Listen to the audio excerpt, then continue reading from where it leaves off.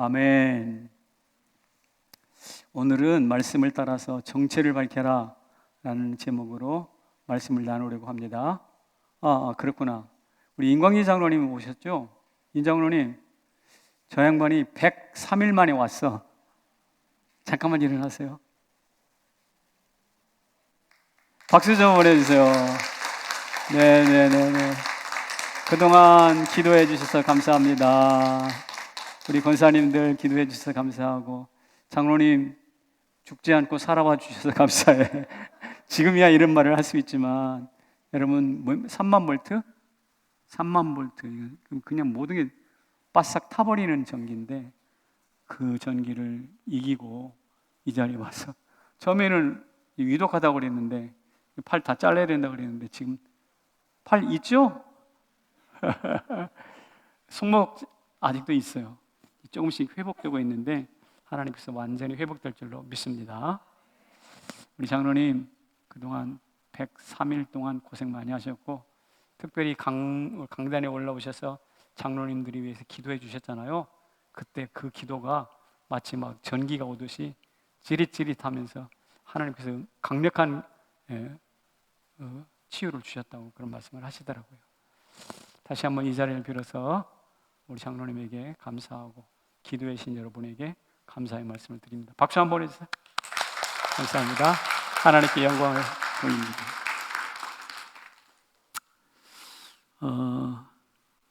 우리가 학교 다닐 때 이런 말 많이 들었어요. 국민을 위한, 국민에 의한, 국민의 정치. 들어본 적 있죠? 네.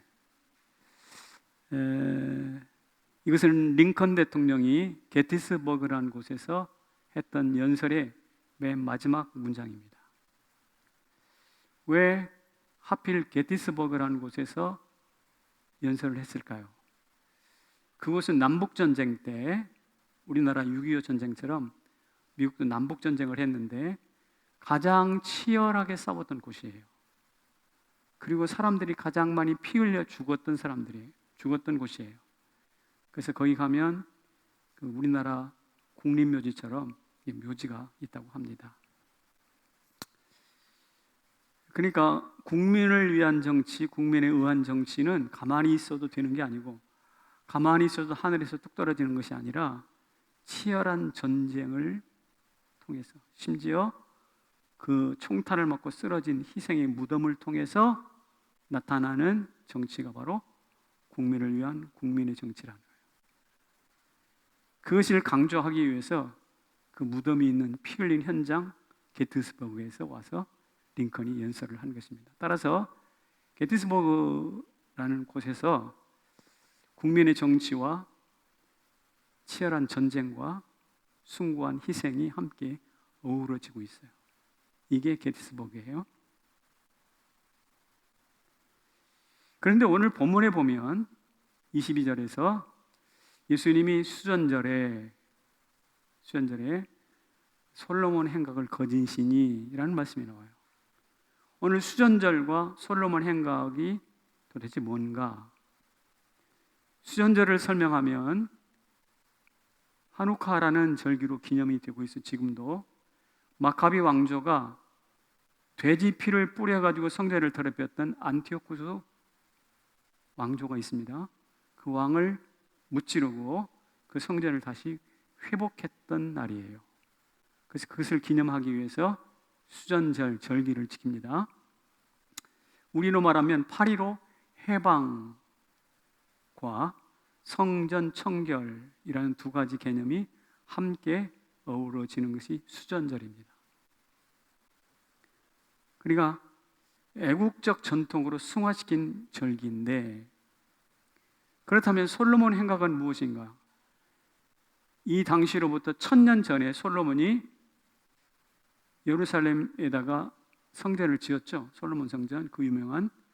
그런데 이것이 외적들의 침입에 의해서, 바벨론의 침략에 의해서 이렇게 무너지고 저렇게 무너졌지만, 솔로몬 행각이라고 불리는 거기에는 다행히 무너지지 않았어요. 1000년 동안 견딘 거예요. 그래서 사람들이 거기에 많이 갑니다. 우리나라가 사람들이 덕수궁이나 고궁에 많이 찾아가듯이 거기에 찾아가는 것이 바로 솔로몬 행각이에요. 그러니까 수전절에 솔로몬 행각을 거니셨다라는 이야기는 이스라엘의 고유의 해방과 전통과 신앙이 함께 어울려진 현장을 거니셨다라는 뜻이에요. 아까 게티스버그에서 전쟁과 희생과 숭고한 국민의 정치가 한데 어울렸던 것처럼 수전절의 솔로몬 행각은 과거 솔로몬이 전해주었던 신앙의 핵심과 또 전 국가의 해방과 성전을 깨끗게 하는 이런 세 가지 개념들이 함께 어울려진 자리라는 뜻입니다. 이해가 되시죠? 거기에서 예수님이 거닐고 계셨는데 사람들이 딱 보니까 저거 예수거든. 그리고 와 몰려갔어요. 몰려가가지고 예수를 에워싸고 이렇게 말하는 겁니다. 나사렛 예수여, 당신이 누군지 우리 헷갈리게 하지 말고 제대로 좀 정체를 밝히시오. 지금 이 자리가 어떤 자리입니까? 우리 신앙의 선배들이 지었던 솔로몬의 현장입니다. 지금 오늘이 무슨 날입니까? 우리가 더러워졌던 나라, 이 성전을 다시 회복하고 외적으로부터 해방된 날입니다. 이 뜻깊은 자리에서 더 이상 우리 헷갈리게 하지 말고 당신이 누군지 다 같이 정체를 밝혀라 이 말이에요. 그래서 오늘 설교 제목이 뭐라고? 정체를 밝혀라. 사실 예수님이 누구냐에 대한 논쟁은 대단히 심각하게 오랫동안 지속되었습니다. 안식일에 베데스다 38년 병자를 고쳤어요. 날 때부터 맹인된 사람도 눈을 고쳤어요. 다 안식일에 했어요. 이것으로 인해서 논쟁이 있었다는 거 아시죠? 어떤 논쟁입니까? 안식일에 병을 고쳐 안식일을 범한 거잖아.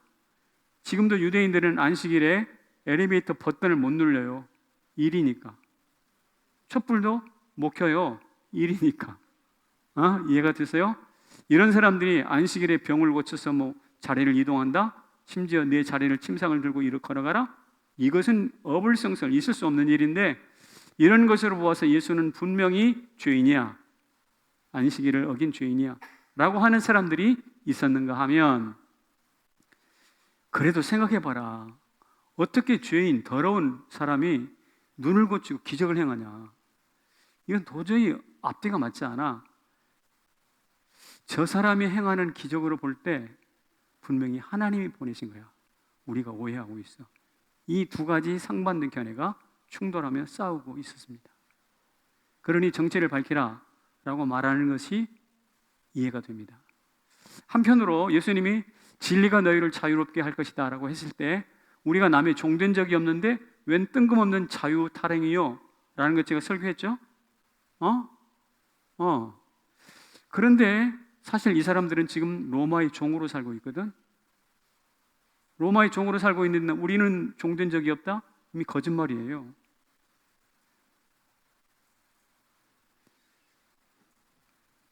예수님이 이런 말씀도 하시죠. 내가 아브라함 이전부터 있었다. 이것은 참남한 얘기죠. 아니 인간 주제에 아브라함 이전부터 있었어. 아브라함이 우리 조상인데? 막 이런 이야기를 하니까 유대인들이 뭐라고 그랬을까요? 귀신 들려 미쳤다고 그랬어요.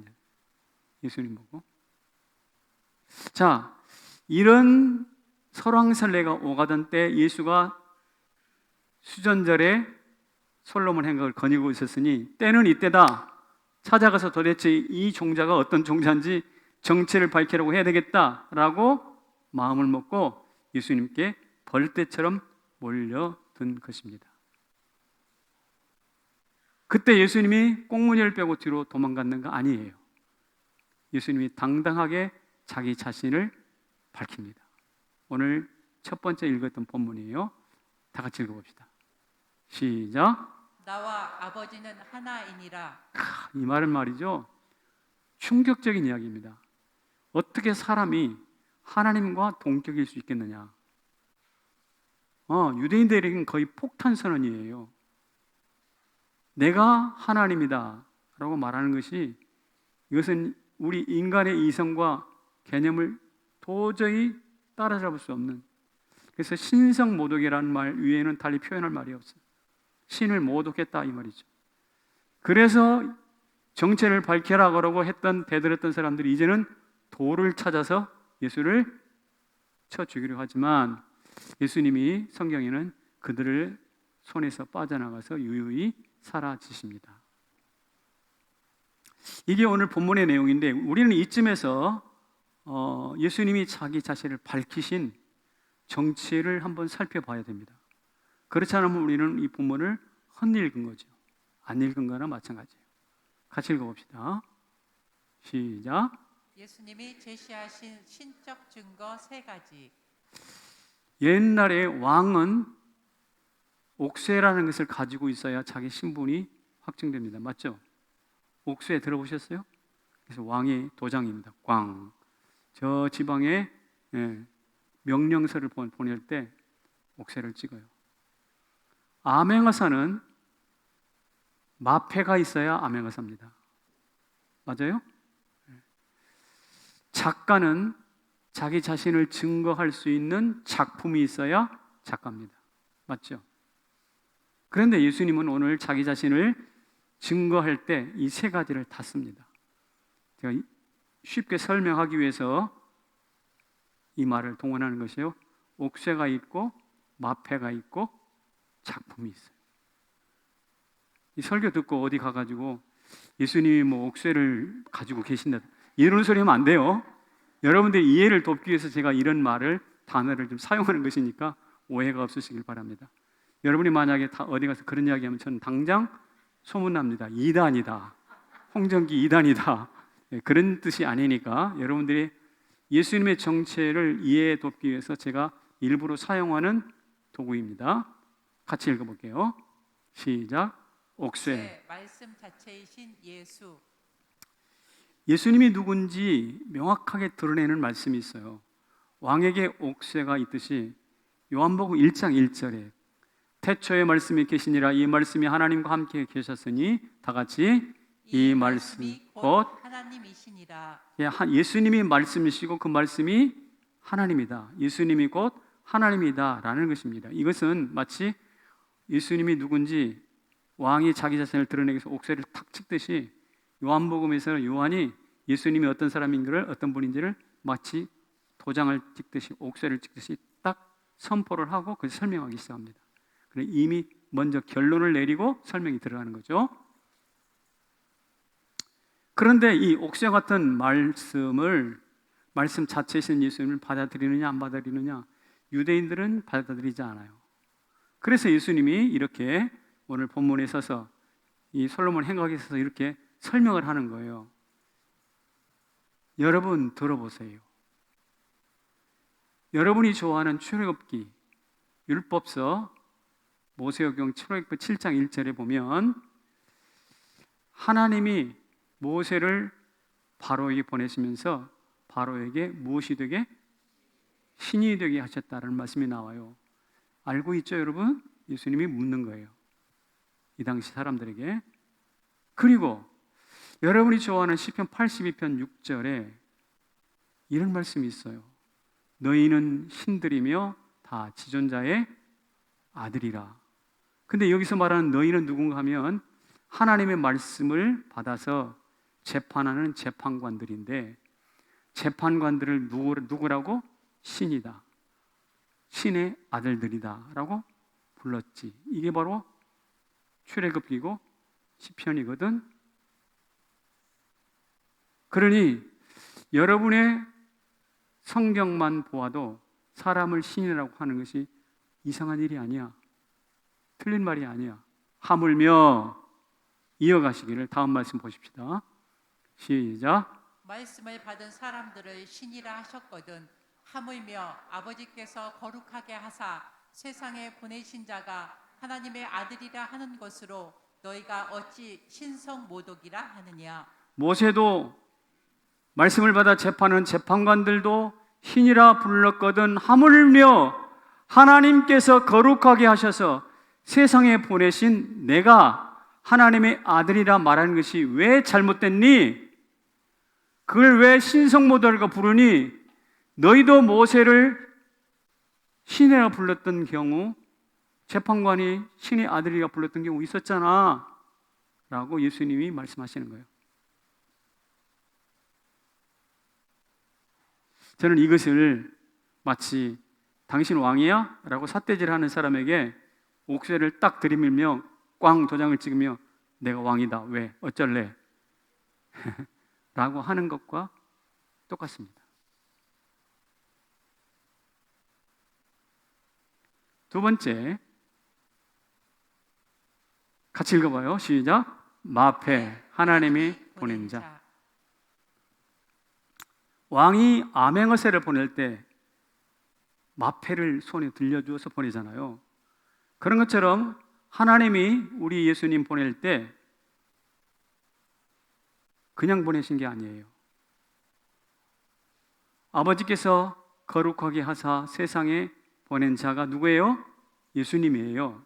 그래서 이 말씀의 중요한 핵심은 왕이 암행에서 보내듯이 하나님이 예수님을 보냈다라는 보냄의 핵심인데, 보낼 때 빈손으로 보내지 않잖아요. 마패 들려서 보내듯이 우리 하나님이 예수님에게 들려서 보낸 것이 있어요. 손에 들려서. 그게 바로 뭐냐면 거룩하게 하사. 거룩이, 그러니까 거룩이란 마패를 들려서 세상에 보내셨어요.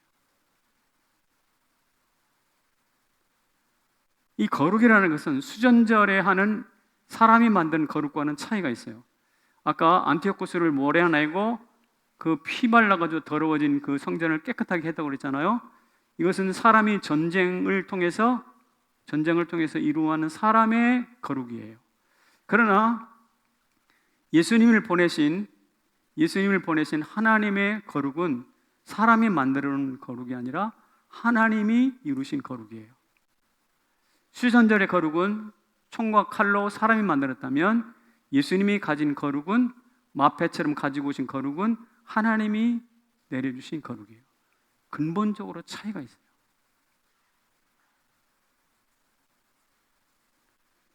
자, 이 차이가 뭔가일까? 어떤 걸까? 한번 제가 생각을 해봤어요. 거룩. 성경에 읽어보면 군중들이 예수님을 돌로 치려 하였지만 치지 못했죠. 붙잡으려 하였지만 붙잡지 못한 경우가 요한복음에 자주 나왔잖아요. 그때 성경은 뭐라고 하면 때가 차지 아니하며, 때가 이르지 아니하며 그랬는데, 그것보다 또 다른 이유가 있어요. 그것은 바로 뭐냐면 거룩의 힘 때문이에요. 거룩의 힘 때문에. 그것을 요한복음 18장에서 이렇게 설명합니다. 시작. 예수께서 내가 그니라 하실 때에 그들이 물러가서 땅에 엎드러지는지라. 검과 몽치를 들고 예수님을 지금 체포하러 왔습니다. 요한복음 18장이면 어디냐면 겟세마네 동산을 기도할 때 마지막 십자가 앞에 놓고 군대들이 찾아왔어요. 그럴 때 너희 스승 예수 어디 있어? 라고 할 때 예수님이 앞으로 썩 나서면서 내가 너희가 찾는 그니라 라고 말씀을 하셨는데, 어떻게 됐다고요? 군대들이, 총칼을 가진 군대들이 물러가서 땅에 엎어졌다는 거예요. 이것은 뭐냐면 가만히 있는 어린아이를 막 확 밀어서 나동그라지게 하는 것과 똑같은 거예요, 이게. 그런 경험해 보셨죠? 가만히 서 있는 누가 확 밀면 퍽 나동그라지는 것처럼, 그런 알 수 없는 힘에 의해서 이 총과 칼을 든, 검과 몽치를 든 사람들이 나자빠졌다는 것입니다. 무슨 힘이 이들을 이렇게 쓰러뜨렸나요? 그게 바로 거룩의 힘이에요. 이 거룩이라는 힘을 마패처럼 담아서 예수님을 세상에 보내신 겁니다.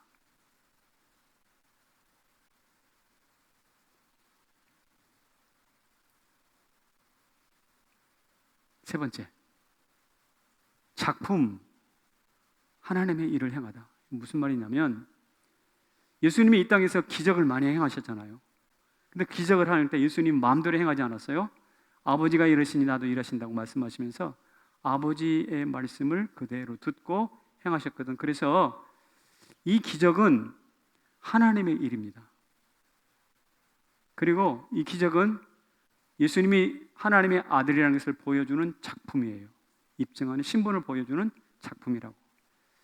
작가는 작품으로 말하잖아요. 작품을 남기지 못하는 작가는 작가가 아닌 거예요. 이 땅에 구원자로 오셨다고 한다면 기적 하나쯤은 행해야 되지 않겠나 싶은 생각도 있어요. 예수님은 한두 번이 아니라 수많은 일을 행하셨거든요. 그 기적을 일컬어서 우리는 일이라고 말하고, 그 일은 무엇이냐? 하나님의 작품이에요. 근데 우리 이 작품을 통해서 무엇을 알 수 있는가? 이걸 알 수 있습니다. 시작. 아버지의 일을 내가 행하거든 나를 믿지 아니할지라도 그 일을 믿으라. 그러면 너희가 아버지께서 내 안에 계시고 내가 아버지 안에 있음을 깨달아 알리라. 그렇습니다. 기적을 행했는데, 내가 기적을 행했는데 그것은 하나님의 일이거든. 그러면 그 일 때문에라도 믿어라. 나를 믿지 못하겠거든. 일 때문에 믿어라. 그 일 통해서 우리가 무엇을 할 수 있는가? 내가 아버지 하나님께, 아버지 하나님이 내 안에 있다는 것을 알 수가 있어. 그러니까 일은 곧 작품인데, 그 작품을 따져보니까 뭐라고 표현했는가? 예수는 하나님 안에 있고 하나님 안에 예수님이 계셔 라고 써 있다는 거죠. 그러니까 쉽게 말하면 예수님의 기적이 예수님이 하나님의 아들인 것을 증명하는 작품이다 이 말이에요. 자, 지금까지 제가 예수님이 스스로 자기 자신을 입증하는 세 가지 증거를 말씀을 드렸습니다. 예수님에게는, 말씀 자체이신 예수님에게는 왕이 가진 옥새가 있는 것이고, 또 보냄받은 하나님의 아들로서 마치 아메세가 가진 마패가 있는 것 같고, 이를 통해서 메시아임을 드러냄으로써 작품도 가지고 계신 거예요. 그러니까 예수님에게는 옥새도 있고 마패도 있고 작품도 있습니다. 이 세 가지를 통해서 예수님이 어떤 분이신지를 증명하고 있어요. 그래서 여러분들은 이 세 가지를 이제 머릿속에 놓고 좀 기억하면서 자유자재로 좀 써먹었으면 좋겠어요. 아하, 그렇구나. 예수님이 이런 분이시구나. 근데 이제 예수님이 이 세 가지로 자기 자신을 입증하셨는데, 아, 그렇구나 하고 끝나버리면 별 의미가 없어요. 예수님이 이렇게 하신 이유가 뭘까? 예수님에게 찾아가서 당신 정체를 밝혀라고 삿대질했던 사람들이 세상인데, 그 세상이 예수 믿는 우리를 향해서는 당신 정체가 뭐야? 라고 물을까 안 물을까? 우리를 향해서도 분명히 정체를 밝히라고 물으실 겁니다. 그럴 때 우리도 우리 정체를 명확하게 밝혀야 될 거 아니야. 어떻게 밝힐래요? 주민등록증 꺼내줄래요? 성남 제1교회 재직증명서 꺼내다 줄까요? 아니요. 그런 방식이 아니에요. 예수님이 자기 자신을 드러냈던 방식과 똑같은 방식으로 하면 됩니다. 자, 그래서 같이 읽어봅시다. 시작. 너희도 밝혀라. 세상이 우리한테 너도 정체 밝혀봐 라고 말할 때 우리 스스로 우리를 확인하는 방법이 있어요. 첫째, 말씀이 들리십니까? 라는 부분이에요. 여러분에게 하나님의 말씀이 들리면 여러분은 하나님이 주신 옥새를 가진 거예요. 예수님은 하나님의 말씀을 항상 들으신 분이에요. 수전노는 돈이 움직이는 사람이 맞죠? 군인은 전쟁이 움직이는 것이에요. 어떤 사람은 저 우크라이나에 전쟁이 났다고 하니까 막 출국해가지고 그 땅을 가더라고. 이 전쟁이 움직이는 사람이에요. 이 무슨 사람 아시죠? 그렇다면 성도는 어떤 사람이냐? 말씀이 움직이는 사람이에요. 말씀이 움직이려고 한다면 어떻게 될까? 말씀이 먼저 들려야 되거든. 들리지 않고 어떻게 말씀을 따라 움직이겠습니까? 만약 말씀이 들리지 않고 말씀이 없다고 한다면 망망대해에서 헤매는 난파선과 같은 인생입니다. 이 자리에서 본인이 여기 앉아 있어서 좀 죄송한데 이명석 장로님 이야기를 좀 해도 양해를 해주시기 바랍니다. 어렸을 때 이명석이가 어렸을 때 초등학교, 중학교 뭐 이럴 때겠죠. 아이들하고 놀다 보면 서로 싸울 수 있잖아요. 싸우다가 집으로 돌아왔어요. 얻어맞고 돌아온단 말이죠. 때로는 울고 돌아왔을 수도 있겠어요. 그것을 바라보고 제일 큰 형님이 막내 동생이 맞고 돌아오니까 속이 상했겠죠. 그래서 이렇게 이야기하더래요. 야, 앞으로 싸울 때는 얻어맞지 말고 힘이 약하면 돌로 찍어라.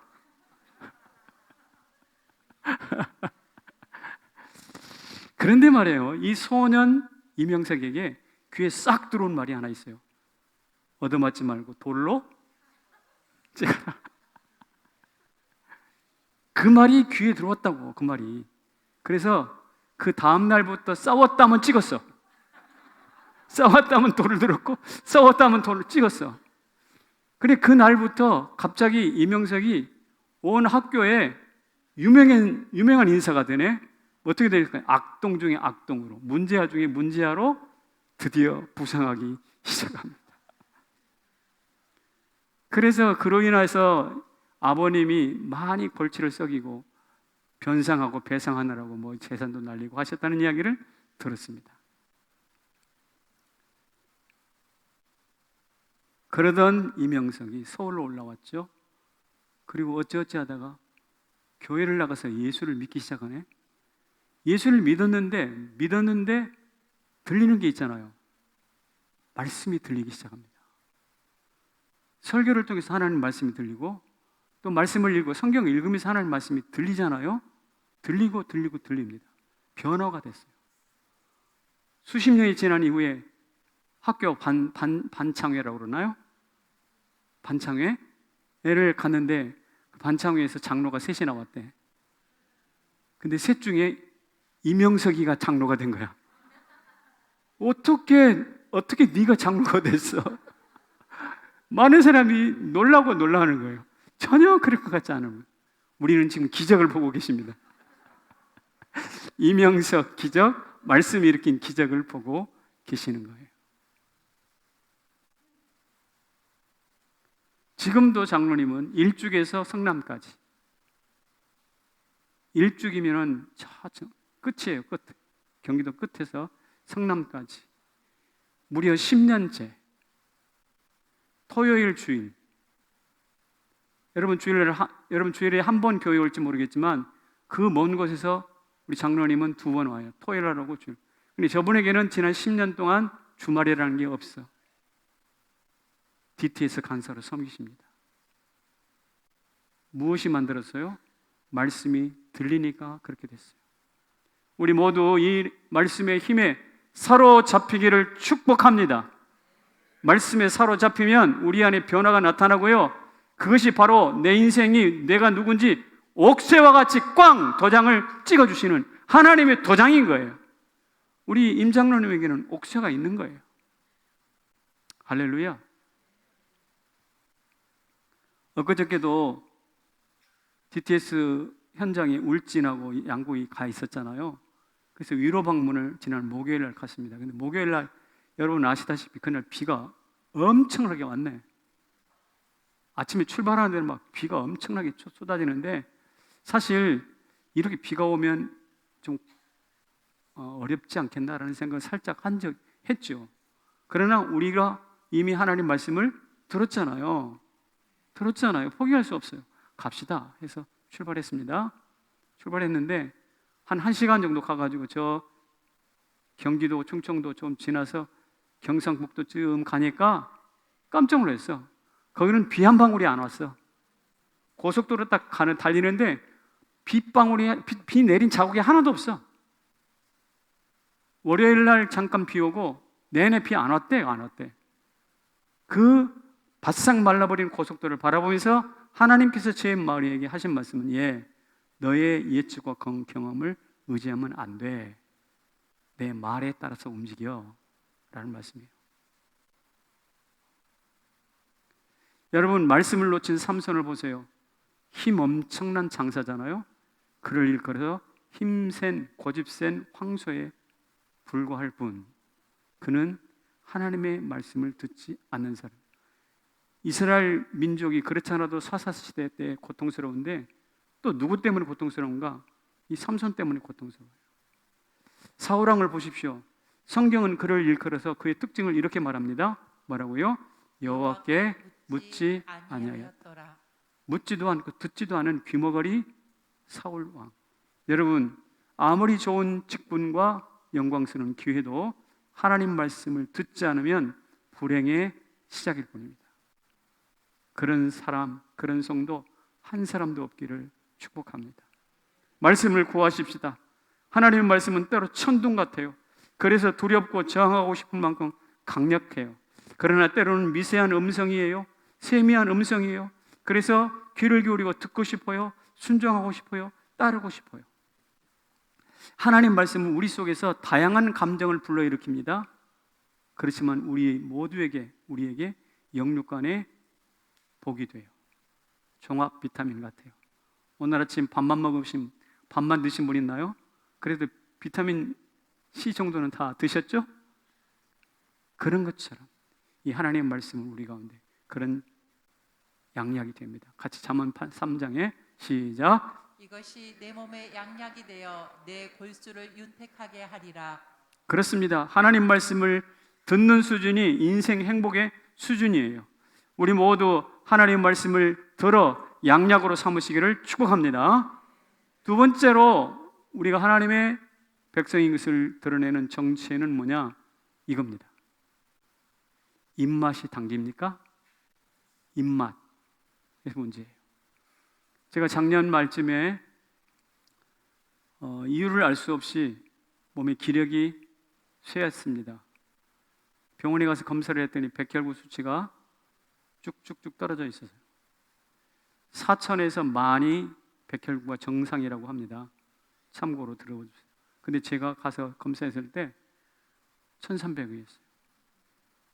대단히 낮은 숫자예요. 그래서 나중에는 900까지 떨어졌습니다. 근데 그 증상이, 백혈구가 떨어진 증상이 두 가지가 있더라고요. 거울을 보면 제 얼굴이 까매져. 내가 햇빛을 보는 것도 아닌데 까매져. 이상하다 그랬습니다. 또 하나는 입맛이 없어요. 그래서 우리 집사람이 열심히 뜨겁게 정성을 담아서 식사를 해주잖아요. 그러면 제가 무슨 반응을 보이냐면 속으로 한숨이 나와요. 저 정성으로 차려줬는데 저걸 다 먹어야 될 텐데 어떻게 다 먹지? 어떻게 다 먹지? 걱정이 앞서는 겁니다. 그때 제가 느낀 게 있어요. 밥맛보다 입맛이 더 중요하다고. 밥맛보다 입맛이 훨씬 중요해요. 여러분, 입맛 없는 사람은 진수성찬을 차려내도 음식 탓하잖아요. 불행한 일이에요. 입맛이 좋은 사람은 간장에 라면 한 그릇, 김치에 라면 한 그릇이라도 기쁘게 먹을 수 있잖아요. 근데 제가 그 입맛을 잃어버린 거예요. 성경이 말입니다. 심령이 가난한 자는 복이 있나니 천국이 저희 것이라. 그것을 어떻게 번역했는가? 메시지 성경에서는 이렇게 번역했어요. 천국에 뭐? 입맛 당기는 자는 복이 있다. 예수님께 입맛 당기는 자는 복이 있다. 교회에 하나님 나라에 입맛 당기는 자는 복이 있다. 천국이 저희 것이다. 여기 앉아 계신 성도 여러분, 우리가 다른 것은 몰라도 천국, 하나님, 교회, 사랑, 은혜란 이런 단어가 나오면 입맛 다시고 귀가 벌썩 열리는 성도들 되시기를 축복합니다. 여러분, 엘리사가 줄창 쫓아다니는 사람이 있었어요. 엘리야입니다. 엘리야가 길갈에서 베델에서 여리고로, 여리고에서 요단으로, 그리고 요단강가에서 승천했거든요. 그런데 길갈에서 뭐라고 그러냐면, 엘리사야, 너는 여기 있어라. 하나님이 나를 저 베델로 보내시네.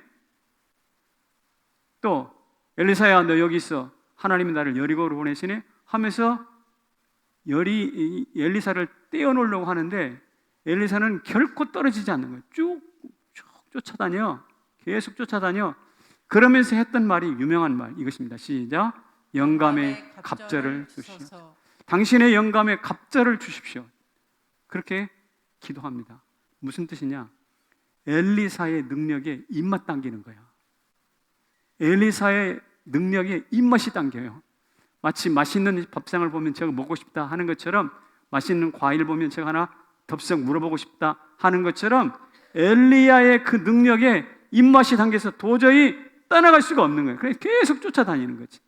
이런 은혜가 마침내 엘리사를 만들어서 성경학자들에 의하면 엘리사의 기적이 엘리야의 딱 2배란에 갑절의 은혜가 임한 것이죠. 우리에게도 이런 일이 나타나기를 축복합니다. 코로나가 남긴 영적인 공백이 큽니다. 어떻게 해야 될까요? 하나님 만나러 우주선 타고 저 우주 공간으로 날아가야 되는 건가요? 진리를 찾기 위해서 도서관을 온통 뒤져야 되는 건가요? 그럴 필요 없습니다. 내 손에 든 성경 말씀, 그리고 내가 드리는 오늘의 이 현장 예배면 충분하다고 저는 생각해요. 다만 우리가 여기서 입맛을 느끼느냐 못 느끼느냐에 따라서 판가름이 날 뿐. 진심으로 축복합니다. 이 현장 예배를 통해서 앞으로 예배의 맛을 더 깊이 누리시기를 바랍니다. 말씀의 맛, 기도의 맛, 설교를 듣는 맛, 또 말씀을 지키면서 순종하는 맛이 뭔지를 회복할 수 있기를 바랍니다. 입맛 당기시나요? 입맛이 없으면 크리스찬이 아닌 거예요. 세 번째, 이것입니다. 우리가 하는 일이 살리느냐 죽이느냐예요. 의사의 일이 왜 숭고합니까? 살리는 일이거든. 목사의 일이 왜 숭고합니까? 살리는 일이거든. 오병이어의 기적 예수님이 왜 행하셨어요? 먹여서 살리려고. 왜 눈을 고쳤어요? 살리려고. 모든 게 살리는 거예요. 그러나 반대로 돌로 치려고 하는 사람이 있어요. 체포하려는 사람이 있어요. 마침내 예수를 죽였어요. 누군가요? 바리새인들입니다. 성도라면 사람을 살리는 일에 깊이 개입하지 죽이는 일에는 발을 빼야 되는 거 아닙니까? 우리나라 윤동주 시인이 유명한 사람이 있죠. 그 사람이 서시라는 시에서 이런 이야기를 해놨어요. 읽어봅시다. 시작. 잎새에 있는 바람에도 나는 괴로워했다. 가만히 보니까 찬바람이 수르륵 왔는데 이제 막 봄에 파란 잎새가 하나 올라왔는데 그 잎새가 찬바람에 부르르 떨다라고. 그래서 바라보면서 아이고 저 찬바람, 잎새를 흔들고 지나가는 저 찬바람 밉다라는 생각이 들었어요. 그래서 잎새에 있는 바람에도 내가 뭐 했다고요? 괴로워했다. 이게 생명을 살리는 일에 대단히 관심이 많아요. 여러분 이때가 언제입니까?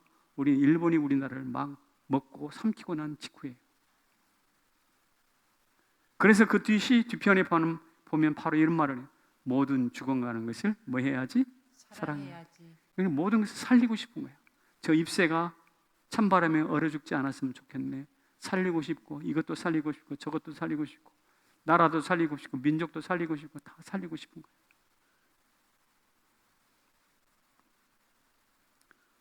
어느 집사님이 사업하는 집사님인데 목사님한테 와가지고 이렇게 이야기했답니다. 목사님 헛짓했습니다. 저. 예? 무슨 헛짓을 어떻게 했다는 거예요? 제가 사업가로서 열심히 사업을 했지만 국가에다 세금 내고 직원들 월급 주고 남는 게 하나도 없습니다. 그럴 수 있잖아요. 목사님이 그 소리를 듣고 야단을 쳤답니다. 집사님 그게 아닙니다. 집사님은 헛짓한 게 아닙니다. 정신 똑바로 차리세요. 어떤 사람은 5,000명분을 혼자 깔고 앉아서 먹는 사람이 있는데 집사님은 5,000명을 먹여서 살리고 있잖아요. 직원들 월급 주니 그 월급 가지고 쌀 사지, 옷 사지, 자식들 교육시키지. 남아서 여행 갈 수 있다면 이보다 더 값진 일이 어디에 있습니까? 비록 집사님은 호주머니에 들어오는 것이 없다 하지만 그러나 집사님은 5,000명을 먹이고 살리는 일입니다. 잘한 겁니다. 헛짓 아닙니다. 정신 차리세요. 이렇게 이야기했다는 거예요. 여러분, 물장수가 왔다 갔다 지나가는 곳에는 풀이 자라게 되어 있어요. 그러하듯이 성도들 우리가 왔다 갔다 오고 가는 그 자리에 사람이 자라나기를 축복합니다. 주일학교 교사들이 이제 올해도 섬기게 될 것이고 교회가 이제 정상화되면 많은 분들이 섬기게 될 텐데 섬길 때 어떻게 되나요? 섬길 때 여기저기 사람이 사라져버리고 열심히 일하던 사람의 얼굴이 어두워지고 그러면 안 되죠. 왜? 죽이는 일을 하고 있는 거예요. 여러분의 언어가 살리는지 죽이는지, 내가 하는 일이 살리는지 죽이는지 점검할 수 있기를 주님의 이름으로 축원합니다. 자, 제가 3가지를 확인했어요. 첫째, 뭐라고 그랬죠? 말씀이 들리십니까? 두 번째, 입맛이 당기십니까? 세 번째, 그래서 사람을 살립니까? 죽입니까? 만약에 이것이 잘 안 된다라고 한다면 이렇게 하셔야 됩니다. 다시 어디로? 초심으로. 예수님이 당신 누구야 하면서 정체를 밝히라는 사람들에게 돌로 휘어싸여서 갇혀가지고 위기를 당하셨죠. 그렇지만 예수님이 거기서 빠져나왔습니다. 빠져나온 다음에 예수님이 어디로 갔을까요? 사도 요한은 예수님이 갔던 자리를 명확하게 소개해 줍니다. 우리 읽었던 본문 바로 뒤편에 나와요. 어디로 가셨느냐면 요단강 세례 받았던 자리로 가요. 왜 하필 그 많은 곳에 고향으로도 안 가고 요단강에 가셨을까요? 바로 거기에서 공생애가 시작됐으니까. 초심으로 돌아간 거예요. 바로 거기에서 성령이 임하셨고, 사도 세례 요한이 이분이 보라 세상죄 지고 가는 하나님의 어린 양이다 가르쳐 주셨고, 하나님이 성령을 보내서 이는 내 사랑하는 아들을 기뻐하는 자라 하나님이 입증해 주셨던 바로 그 자리로 돌아간 거예요. 대단히 중요한 겁니다. 가만히 살펴보면 그 요단강 그 자리에 예수님이 세 가지 이야기했던 것이 그대로 있어요. 마패가 있어요, 옥새가 있어요, 작품이 있어요. 그럼 옥새가 뭐냐? 옥새, 하나님이 인정해 주는 거잖아요. 이는 내 사랑하는 아들이여 기뻐하는 자라. 이게 옥새예요, 옥새. 사람들이 다 들었잖아요. 그리고 성령이 비둘기같이 내려왔잖아요. 내려오심을 보았죠. 이 예수도 하늘에서 내려온 자다, 하나님이 보내신 자다. 마패예요, 마패. 세 번째, 예수님께서 세례를 받고 물에서 올라올새 하늘이 열리니, 받고 올라오고 열린다, 이런 동사들이 나오는데 이 동사들이 무엇입니까? 하나님의 행하신 일, 곧 작품이에요. 예수님이 괜히 요단강에 가신 게 아니란 말이에요. 왜? 거기 가면 당신이 처음 받았던 옥새가 있어요. 당신이 처음 받았던 마패가 있어요. 당신이 보았던 작품이 있어요. 그래서 거기서 다시 마음을 추스리고 다시 일어서기 위해서 예수님도 초심으로 돌아간 거예요. 저와 여러분이 그렇게 되기를 진심으로 축복합니다. 우리가 교회를 섬기고 코로나 이 긴 터널을 빠져나온 동안에 외롭고 슬프고 지치고 넘어지고 속상하고 서운할 때가 종종 있을 것입니다만, 그러나 처음 그 자리로 돌아가셔야 돼요. 우리 직분자 여러분, 여기 장로님들 계시고 권사님들 계시고 여러분들 많이 계시는데, 우리가 부름받아서 서약했던 그 유명한 한 문장이 있습니다. 같이 한번 읽어볼게요. 시작. 주여 여기에 뼈를 묻겠습니다. 기억납니까? 우리 인광진이라는 뼈 묻는 거 기억나세요? 뼈를 묻는다. 뼈를 묻는다. 이것이 지금 휴직 조각이 되어 있으면 안 되는 거예요. 우리 오늘 초심을 지키자고 말씀하셨던 것처럼 우리도 뼈를 묻겠다고 하는 다짐을 다시 한번 회복할 수 있기를 주님의 이름으로 축원합니다. 그럴 때 우리 주님이 뭐라고 하시는가? 네가 여기다가 뼈를 묻냐? 그러면 내가 거기에서 너를 만나줄 거야. 여기서 뼈를 묻겠습니다. 그래, 내가 거기에서 네가 뼈를 묻겠다 하는 바로 그 자리에서 내가 너를 만나주고 너를 도와줄게. 이게 하나님의 약속이에요. 우리 모두 그렇게 되기를 축복합니다. 초심으로 돌아가서 그 자리를, 그 마음을 회복해요. 제가 정채봉의 글을 인용하고 마치겠습니다. 저는 정채봉 씨의 글, 이분 돌아가신 분인데요, 이런 말이 있어요. 초심에 대한 가르침 중에 학교에 입학해 새 책을 처음 펼치던 마음으로 공부를 한다면, 사랑하는 부부가 처음 눈이 맞던 날에 떨림으로 사랑한다면, 첫 출근하는 날 신발끈 매며 다짐하던 마음으로 일을 한다면, 세례받던 날 그날의 낮은 마음으로 예수를 믿는다면, 다 초심이에요.